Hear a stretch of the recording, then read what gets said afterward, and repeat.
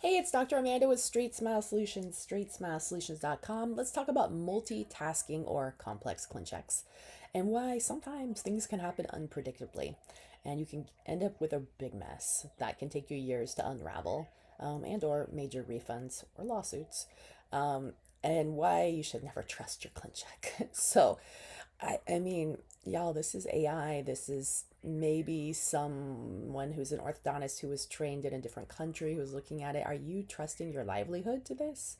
You gotta run your Clinchecks by an orthodontist that's licensed in the US who has a lot of experience with Invisalign. You got to, especially if it's a complex one.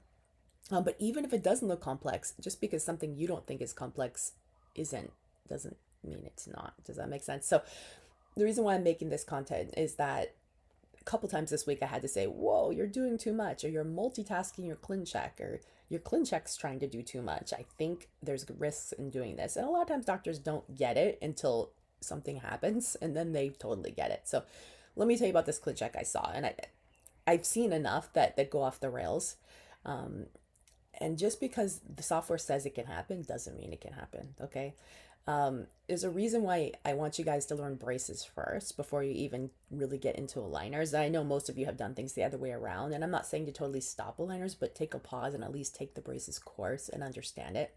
Although, to be honest, taking the course isn't going to mean anything unless you're doing a case at the same time. So, in braces, just to let you know, we only align and level first. There's no space closure. There's no AP changes first. We're not working on midlines first. None of that stuff is happening. Remember, we don't even know how we're doing it. We don't even think about it.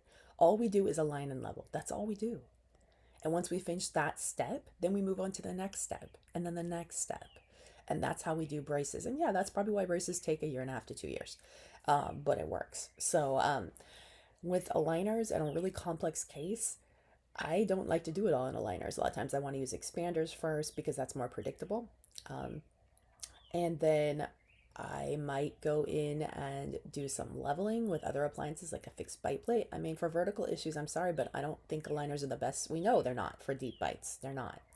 And not as predictable, not as fast. If you can use hybrid options using other options, you're going to get a way better outcome with your aligners. If you want to do it all in aligners, well, then don't try to do everything at one time. We're not uprighting molars, distalizing molars, closing spaces, making AP changes, doing midlines, and fixing transverse problems all at the same time. No, you're not doing that. Stick with the basics, which is align and level first. We're going to take out the rotations first. We're going to do some arch expansion first. We are going to work on the vertical first, which is hard to do in aligners. And then we'll see where we are, and then we'll talk about the APs and the midlines and all that. So that is the key. And no, you can't do this in an Invisalign 3. This makes the case take a lot longer, but you know what? You're going to have way fewer headaches if you do it this way and a lot less stress. So I strongly recommend doing it that way. All right, thanks.